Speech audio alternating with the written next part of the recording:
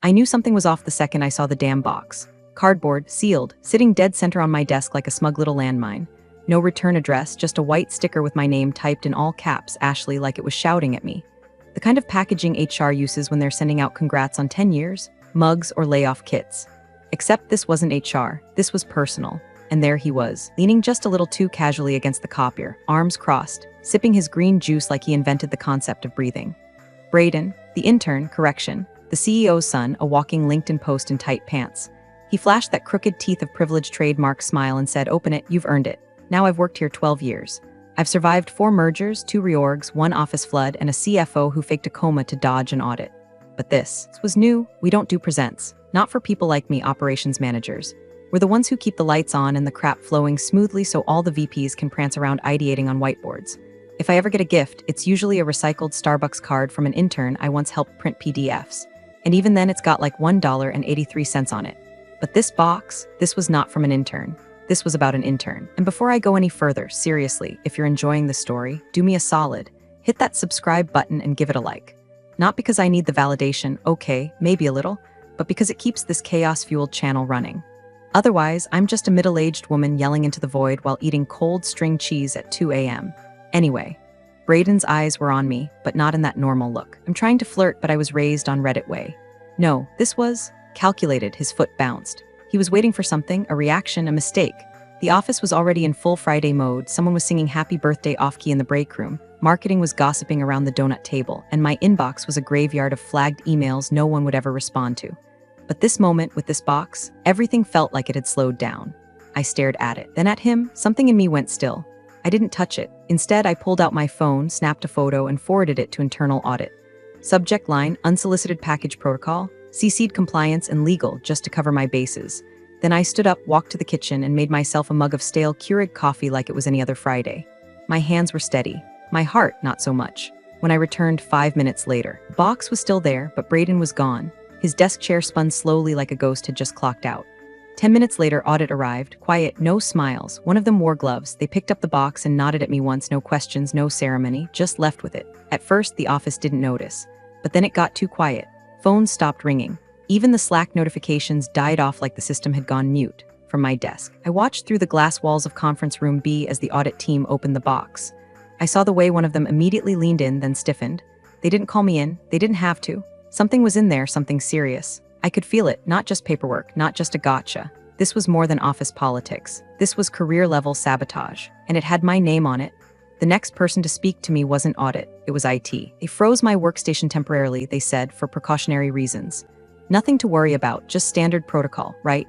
I've been through enough precautionary freezes to know when I'm being put under a microscope. But I didn't panic. I didn't argue. I just logged out, calmly stood up, and asked one question. Can I get a copy of the incident report log? The IT guy blinked like he hadn't prepared for me to ask him anything.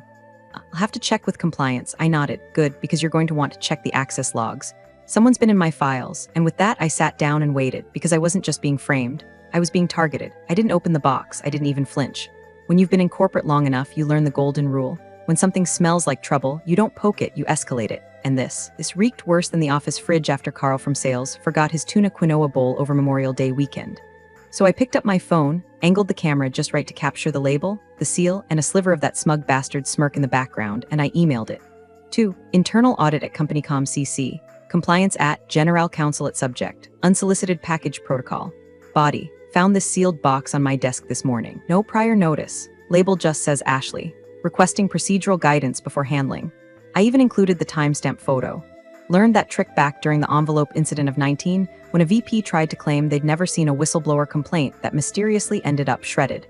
Braden chuckled as I hit send, like I just missed the punchline. It's just a joke, he said, grinning like someone who's never had to worry about job security a day in his life. Lighten up, it's Recognition Friday? I didn't even respond, just turned back to my desk, logged off my terminal and waited, calmly, like I hadn't just potentially sidestepped a landmine with my name on it. The clock ticked slow. I answered a few unrelated emails, booked a facilities inspection for next week, approved 2 vacation requests. The world kept turning until 10 minutes later when it didn't. 3 members of audit walked in. No announcement, no greetings, just brisk footsteps and silent nods. One of them, a woman I'd only seen in passing during quarterly reviews, wore latex gloves. Actual gloves. That detail hit like a cold slap. Gloves meant chain of custody. Gloves meant evidence. They walked straight to my desk. I stood and stepped aside like I'd rehearsed it. The gloved one gently lifted the box like it might explode or bleed. No one said a word. Do you want to ask me anything? I offered, voice steady, rehearsed. No, thank you, Ashley, one replied. We'll take it from here, I nodded. They left. The box went with them. It took exactly 7 minutes for the silence to creep in. At first, it was background noise, the kind you don't notice until it stops. The humming of printers, the ding of Slack messages, the clink of ceramic mugs against the kitchenette counter. But then I realized the noise had gone dead. Phones weren't ringing, chairs weren't creaking. Even the one guy who always plays TikToks on speaker had gone mute. A low-grade hush had spread like fog. People noticed. A few heads popped up like nervous meerkats. Conversations hushed. Across the office, I caught my boss Doug giving me that tight, anxious nod managers give when they think they're supposed to look supportive but really want to bolt for HR. I watched through the smoked glass of conference room B. The audit team had set the box down on the table. They opened it slowly, one flap at a time, like disarming a bomb. The gloved woman pulled something out, a file folder. Another reached for a tablet. The third typed something into a laptop. Then all three froze. That's when I knew. Whatever was in that box wasn't a joke. It wasn't a meme or a parody award or some HR initiative gone sideways. It was something dangerous. Someone in audit pressed a button on their phone. Within 2 minutes, IT walked into the room. Not to join the meeting, but to head straight to my desk. Hey, Ashley, said Ben from IT, who I've known since he got hired straight out of community college and still called HDMI ports the square ones. His voice was weirdly formal. We're going to need to freeze your terminal temporarily. Just precautionary, I stood, of course. Am I being investigated? He fidgeted, not sure, it's just protocol. Then please make sure compliance gets me the incident report. And the access log to my user folder, he blinked. Yeah, I'll let them know. I grabbed my notebook, slid my chair back, and moved calmly to the edge of the office. No drama, no panic, just control. Quiet, deadly control. Because here's the thing, you don't seal a box like that unless you want it found. You don't label it with my name unless you want to create a direct link. And you definitely don't deliver it on Recognition Friday unless you want it to look like a reward-turned-scandal. Which means someone wanted to take me down. The only mistake they made, they forgot who I am. They didn't escort me out, which told me one thing, they weren't sure yet. If audit had walked in with HR, I'd be halfway to the parking lot clutching a branded folder and a whisper of, "We'll be in touch." But instead, they isolated my desk. IT froze my workstation. Compliance had started circling, not with badges of authority, but with that tight-lipped politeness that smells like gasoline under a velvet glove. "Please stay in your office," one of them said. I smiled, of course. My pleasure. I'd seen this play before. Hell, I'd written the playbook they were now flipping through like they invented it. Don't underestimate operations. We're the ones who quietly close the loopholes after someone like Braden drives a bulldozer through protocol. And now I was the one being frozen out? Cute. I leaned back in my chair, watching the room watch me. The energy had shifted. People weren't just quiet, they were suspicious. You could feel the rumors being microwaved across the cubicles. She must have done something. Maybe she opened something she shouldn't have. I heard she's been here too long anyway. The wolves always sniff around the wounded. But I wasn't bleeding, I was waiting. It took about 20 minutes before someone with actual authority showed up. Senior Compliance Officer Mallory Grant. Smart woman. Calculated, deliberate. The kind who will let you talk just long enough to build your own gallows, then measure your neck for rope. She stepped into my cube like she owned the air I was breathing. "Ashley, we're collecting statements. We'd like yours now," I nodded, of course. "I'd also like access to my own incident logs, badge entry data, file access timestamps, and any session logins from the last 5 days. She raised an eyebrow. "That's not typically shared during a preliminary review." "Sure," I said with a smile. "But I suspect we're already beyond preliminary." She paused. Her silence was an answer. They were spooked. Not enough to call legal into the room, but enough to know this wasn't going to be some quick oopsie review and sweep. That box had bite. I leaned over and opened my planner. I'd logged my hours manually all week. One of those habits you pick up when its system randomly resets clock-ins during routine maintenance. Cross-referencing with my badge swipes, I knew I'd left the building at 5:42 p.m. on Wednesday. But when I finally saw the access log compliance had printed, it said I'd logged into the NDA database at 2:08 a.m. Thursday. Which was interesting, considering I was at home, asleep, while my badge was allegedly unlocking doors I didn't even have clearance for at that hour. My heart didn't race. My palms didn't sweat. I simply tilted my head and read the log again, slower this time, like I was reading the first line of a riddle. The file accessed was labeled NDA Client C3 Final PDF. That one mattered. Big time. That client had recently re-upped their contract with us. The NDA was still in pre-signature status. If it leaked, if it was mishandled, even viewed outside proper authorization, it would mean liability stacked tall enough to crush someone's career. Mine, apparently. Who printed this log? I asked. Mallory blinked. One of our team. Why? I pointed to the timestamp and the device ID logged under Remote Terminal Access. It was flagged as OP Room C Term 04. I knew that terminal. Everyone did. It was the ancient, barely functioning station in the training room. You had to jiggle the monitor cord just to get it to boot. And more importantly, no one used it unless they were avoiding detection. I tapped the line with my pen. I'd like camera footage from that room, between 1:45 a.m. and 2:15 a.m. Thursday. Mallory hesitated. We haven't pulled camera footage yet. I arched a brow. Then maybe start there. She didn't write that down, but she also didn't argue. They thought I was going to panic, break down, beg, but I wasn't playing defense. I was watching their offense crumble, because someone didn't just make a mistake. They tried to forge digital fingerprints with a thumb too fat to fit the gloves. They left smudges. And if I was right, that sealed box wasn't just a trap. It was a confession in cardboard. Payroll never calls you unless something's broken, missing, or about to make your weekend miserable. So when my cell buzzed just after 11 a.m., caller ID, M. Jameson payroll, my stomach did a tiny nosedive. I stepped out into the stairwell, the only place in this entire building not bugged by some overly ambitious intern trying to prove they're revamping company culture with open-air micromanagement. Hey, Ashley, sorry to bother you, Marlene said, voice low like she was afraid even the drywall had ears. Quick question. Did you authorize a file access at 2:08 a.m. on Wednesday morning? My blood ran cold. Come again, I asked, already pulling up my planner with one hand and unlocking the internal access portal with the other. A file was downloaded from the NDA archive. The timestamp pinged payroll because it auto-generated a staging report tied to onboarding compensation. The report popped up in our logs this morning. Weird thing is, your user ID's on it. I wasn't here, I said, flat, wasn't even awake. There was a pause on the other end. Yeah, she said slowly, I figured. That's why I'm calling you directly. Thought it smelled funny. Marlene was a lifer, 10 years in payroll, 5 in HR before that. The kind of woman who keeps receipts in triplicate and always pretends not to notice office affairs unless she's the one holding the final paperwork. Don't report it up yet, I told her. Let me check something first. Got it. This call didn't happen, she whispered and hung up. Back in my cube, I tunneled into the building's badge access logs. It took some maneuvering. I'd been locked out of most high-level folders thanks to the ongoing inquiry, but I still had my offline backup from the previous month.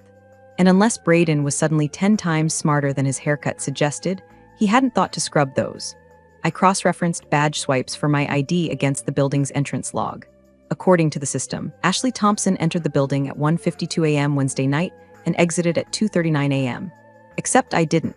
My apartment complex has security footage of me arriving home at 6:17 p.m. Tuesday night. I have a timestamped Grubhub receipt for pad thai at 7:04. And my dumb orange cat, Darryl, woke me up at 3:12 a.m. Wednesday by knocking a candle off the windowsill. I remember because I yelled at him and stared at the ceiling for an hour wondering why my life was built out of crumbling IKEA furniture and corporate landmines. So unless I astral projected into the office and decided to break into an NDA archive folder from a terminal in training room C, someone cloned my badge. The icing on the paranoia cake, I tried to pull security camera footage for that time frame, training room, hallway, main entrance. All 3 files were unavailable. System error. Archive corrupted. Scheduled maintenance. 3 different errors, all for the same night. Cute. That's when the simmering started. Not rage, not yet, but the slow, boiling a closed lid kind of anger. The kind that starts behind your ribs and crawls up your spine like a fire that doesn't want attention, it wants results. This wasn't just someone trying to frame me. This was someone with internal access. Someone who knew how to manipulate badge IDs. Someone who understood file routing, payroll cross-checks, and most importantly, timing. They picked 2:08 a.m. for a reason. Low server traffic. Automated tasks run at 3. Most logs would roll over by then. It was just smart enough to work and just dumb enough to miss my paper trail. And who in this building had enough surface-level understanding of our systems to try something like this, but not enough depth to cover their tracks? Someone who asked too many questions about how things get archived. Someone who conveniently hung around the IT department last week learning the ropes. Someone who brought me a sealed box on a Friday morning and watched me like a hawk waiting for it to blow up in my face.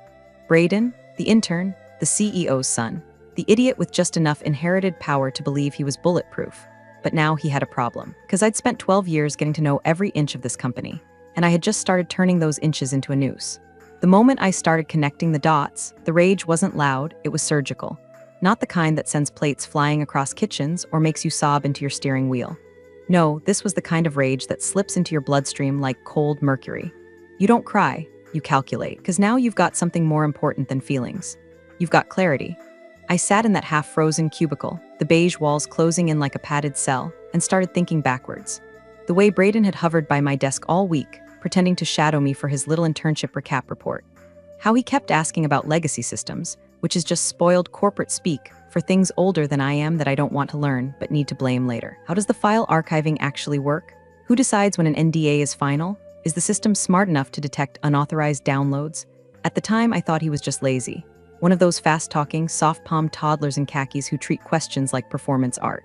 But no, he wasn't lazy. He was probing. Every question was surgical, targeted, masked as curiosity, but loaded with intent. He didn't care about operations. He wanted access just enough to replicate my behavior. Clone the pattern, then detonate it. I opened my email, pulled up a draft, and created a new folder on my personal cloud titled Braden Trail. I wasn't sending this to HR, not yet. HR would fold faster than a gas station lawn chair the second Braden dropped his last name. No, I needed the kind of insurance that speaks in legal clauses and CCs the board. I scrolled through my archived audit logs. As a creature of habit and trauma, I've kept monthly exports since 2017. Not company policy, just personal paranoia. The kind you grow when your last boss tried to blame a finance discrepancy on your poor folder structure. Inside the January folder, I found a log that made my jaw clench. It was from 3 weeks ago. A user session initiated from OP Room C Term 04. Yes, that crusty terminal in Training Room C. Timestamp 3:17 p.m. The user was tagged as guest intern 89. Braden, he didn't even bother hiding it, and guess what file he accessed? C3 NDA Draft DV4 internal docx, same document, same client. But the kicker? That file was marked restricted/internal even then. A guest intern should never have had access to it. I opened another archive, March. Braden's name showed up 6 times across various badge logs, all piggybacking off administrative workstations while shadowing department heads. Always briefly. Never longer than 6 minutes. Just enough to plug in a flash drive. Just enough to copy. Just enough to learn. This wasn't some oopsie. This wasn't a confused new hire who clicked the wrong folder. This was premeditated. I checked our office delivery logs next. The courier who delivered that box to my desk Friday morning wasn't listed. No internal mail routing. No third-party signature confirmation. And yet, the box was there, perfectly sealed, labeled with my name. Planted. By someone who wanted to frame me for unauthorized possession of client-sensitive material. By someone who knew my role put me 2 keystrokes away from every confidential file in this company, but who also knew that I knew how to cover my tracks. Braden needed a scapegoat. He chose me, bad call. Because what he didn't know, couldn't have known, was that this company has lived and breathed through me for over a decade. Every broken process I duct-taped back together. Every contract I reviewed after hours. Every time I saved a VP's ass from their own incompetence without getting a whisper of credit. Now some punk in dad's loafers wanted to pin his failure on me? I smiled, actually smiled. Not the fake kind you wear in meetings. The kind that happens when the storm inside you finds direction. This wasn't about survival anymore. It was about precision. I opened a blank document and typed one line at the top. Intentional sabotage internal escalation dossier. Then I began compiling. Screen captures of badge discrepancies. Archive logs with conflicting access data. Screenshots of Slack messages from Braden asking about data protocols. Notes from the previous week when he lingered by IT asking out of curiosity how VPN Ruth worked. Every breadcrumb, every slip-up, every little digital fingerprint he left while trying to plant mine. Not for HR, not for my boss, not for department head who'd quietly ask me to let this blow over. No, I was building this for the only people that mattered now. Legal, compliance, the board. And when it was time, I wouldn't say a word. I'd just press play. I didn't go to my boss. I didn't loop in HR. I walked straight to the one office where words are weapons and timing is everything, General Counsel. I knocked twice. Not timid, just firm enough to say, this isn't a check-in. Cynthia Devlin looked up from a pile of contracts with that tired, lawyerly stare that says she's 2 depositions away from snapping a pen in half. But when she saw me, something shifted. Maybe it was the look in my eyes. Maybe it was the manila folder I held like it was radioactive. Got a minute? I asked. She nodded, closed the door. I handed her the folder, labeled plainly, C3 NDA Chain Anomaly. Inside were hard copies of every log discrepancy, a full timeline of access anomalies, and 3 screenshots that showed Braden's user activity from the terminal in Training Room C. But the centerpiece, the real meat, was the printed image of the contents found in the sealed box, the folder labeled Client C3 NDA with 4 unsigned drafts and a single envelope marked internal use only. Cynthia skimmed it. Her face didn't twitch. When she got to the page with Braden's access timestamp and the badge clone overlay, she reached for her reading glasses. By the time she hit page 6, she said only one thing. How long have you known? Since the moment he asked me how file routing worked, I said. The box just confirmed it. She leaned back, laced her fingers together. You're sure this was planted? It was never processed by mailroom. No delivery log, no courier signature. It just appeared on my desk. Timestamped the morning after someone accessed the NDA database from a guest terminal using a cloned version of my badge. She nodded slowly. Then said the one thing I was waiting to hear. Okay, no dramatics, no panic. Just that single syllable that means I believe you and now I'm handling it. I'd done my part. Cynthia stood, walked to her file cabinet, and pulled out a separate folder, thicker, labeled with a red sticker that simply said C3 high risk. "You know what this client means to us?" she asked, flipping it open. I didn't answer. I didn't need to. C3 was the client, the whale, the name no one ever says too loudly in meetings. They don't just bring money, they bring access, government contracts, international compliance.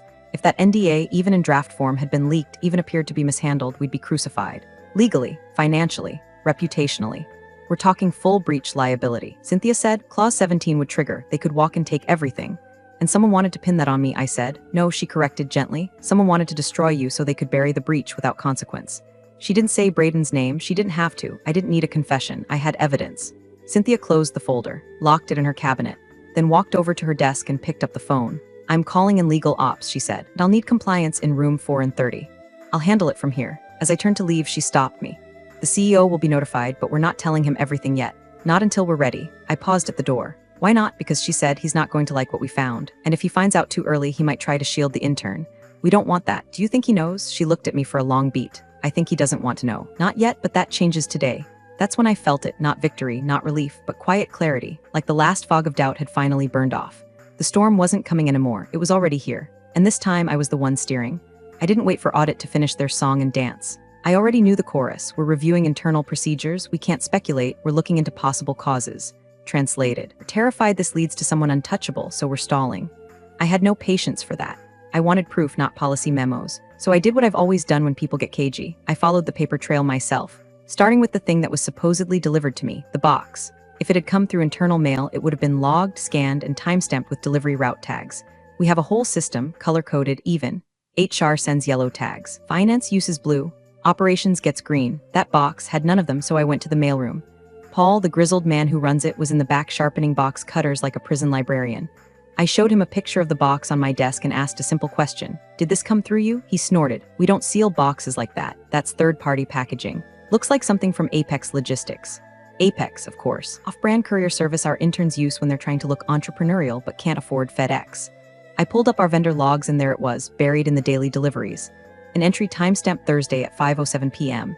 Apex Logistics drop-off. No internal routing. No receiving staff signature. But there was a line for recipient confirmation. Signed by A. Thompson misspelled. My name is Thompson. No E. I requested the originals. Paul faxed it over. Looked like my signature, almost. A few letters off, loopy in all the wrong ways. Someone had tried to copy my style and flubbed it. Sloppy, brazen, and now documented. I printed the receipt, highlighted the error, scanned the whole thing and dropped it into a new folder in my encrypted cloud drive labeled Premeditation Courier Fraud. Then I did the one thing that guaranteed this wouldn't get buried. I put together a flash drive. Not just digital files, narrative. A full chain of events. The forged signature on the Apex slip, the delivery timestamp matching Braden's badge access, the cloned login session at 2:08 a.m., the exact file trail leading to the folder labeled Client C3 NDA, the missing security footage from that night, and finally, the snapshot of the intern's workstation IP routing traffic through Terminal C, cross-checked with the training room's router logs. All packaged, all labeled, all indisputable. Then I encrypted the drive and dropped it, no message, no warning, into the inbox of Cynthia Devlin, General Counsel. Subject line, in case I'm not invited to the next meeting. No exclamation mark, no threat, just inevitability, because I knew what was happening behind the scenes. Cynthia was building her own case now, parallel to mine. Legal had gone quiet, which means serious gears were turning. When legal stops talking, that's when the real decisions start getting made. The CEO hadn't been briefed fully yet, but he would be, soon, and when he was, he'd have to choose between his son and the company, because audit now had proof of premeditation. Not just incompetence, not just poor judgment, but an orchestrated attempt to frame a long-term employee for a data breach so severe it could tank our most important client relationship. There was no more benefit of the doubt. This was a takedown attempt. Only problem, they forgot to take down the woman who documents everything. So now I waited not with fear but with precision. Calm, cold, prepared. Because whatever came next, I wasn't walking into it empty-handed. I was walking in with receipts. They tried to make it look like I didn't belong there. The invite came at 6:42 a.m. Subject line, Leadership Alignment Urgent Compliance Review, with names CC'd like a corporate who's who. General Counsel, HR Director, Head of Compliance, CTO, and at the bottom, like a rotten cherry, Braden Ellis. Intern, my name, not on the two, but it was there. Buried under the line, CC'd, not as a stakeholder, not as a participant, as a formality. Nice try. At 9 o'clock sharp, I walked into conference room 4 wearing the same navy blazer I wore the day I signed my full-time offer, 12 years ago, back when we still had paper ID badges and free vending machine coffee. Cynthia Devlin met my eyes, nodded once, then gestured toward the open seat at the far end of the table. I took it without asking. Braden sat directly across from me, grinning like he'd already won a prize nobody else knew about. His hair was perfect. His shirt was untucked just enough to say I'm casual but important. And the way he tapped his stupid pen against the table told me exactly what he thought this meeting was: a formality, a wrap-up, a clean sweep under the rug before Daddy whisked him into some other department where he could mess up without fingerprints. The CEO strolled in last. Cuffed jeans, expensive watch. Looked like he just rolled off a tech stage where he gave a talk about disrupting middle management. His expression said everything: annoyed, not with the situation, with the inconvenience. "Let's keep this tight," he said, dropping into his chair like gravity personally offended him. "I've got a board call at 10. Cynthia didn't even look up. She opened her folder and spoke to the head of audit. Proceed. The room stilled. The blinds were already drawn. Phones silenced. HR sat tight-lipped with their legal pad ready, one side for CYA, the other for casualties. Audit began. First, the timestamps, each badge entry, each terminal login, the terminal in training room C. The 2:08 a.m. session tied to my user ID, but initiated from a location I couldn't possibly have accessed. Then the courier tracking. How the box never entered through official channels.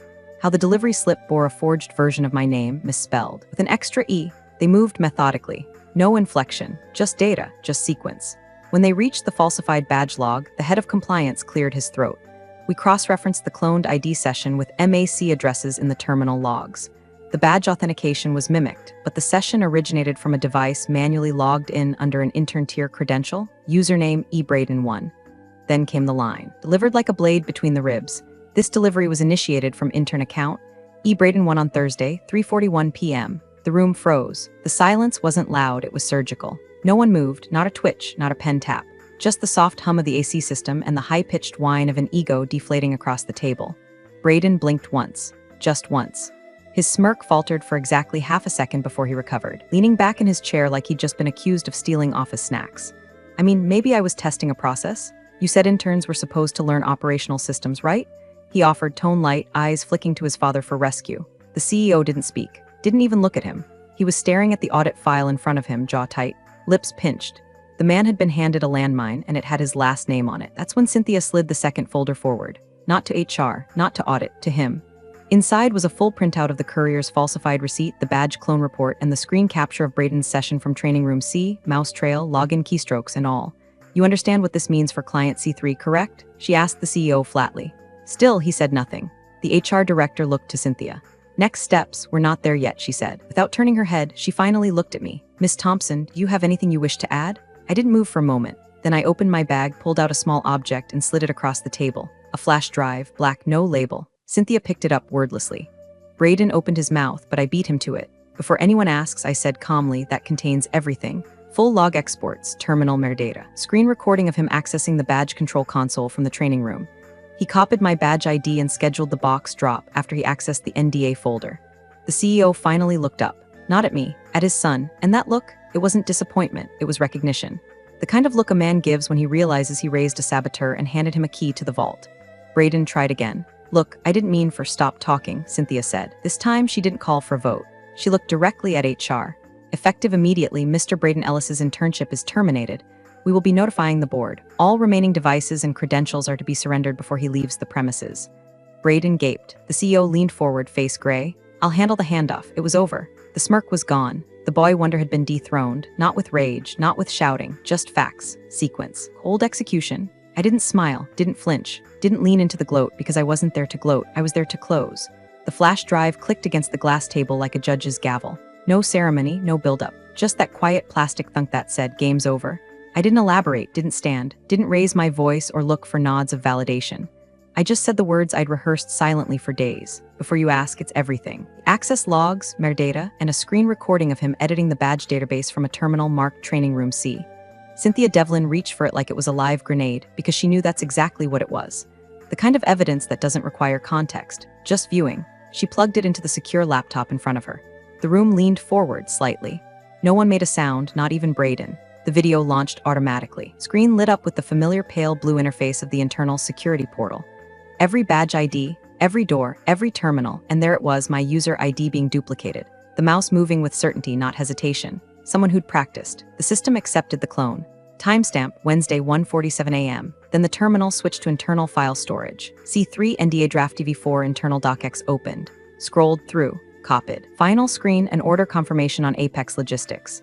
Delivery scheduled. Recipient, Ashley Thompson. No E. Braden's face changed. Just barely, his jaw tightened. His fingers curled into fists against the armrests, but he didn't speak. He couldn't. The evidence was too complete, too clean. Across the table, the HR director turned to legal. Do you have confirmation of client risk? Legal counsel nodded, face unreadable. Yes. Had this box been opened by Miss Thompson, the company would have been liable for unauthorized possession of pre-execution NDAs tied to client C3. That would have triggered breach protocol. At best, we lose the contract. At worst, full review by external regulators. The CEO leaned back in his chair, rubbing the space between his eyes with two fingers. Not angry, not confused, just tired. Like the weight of a very stupid mistake had finally landed right on his chest. He didn't speak for a long time. Then finally, he sighed. That was it, not a defense, not even an apology. Just a sigh from a man who realized that his own kid had almost cost him everything, and worse, that the company had been saved not by him, not by leadership, but by the person they'd all overlooked for a decade. HR turned to Braden.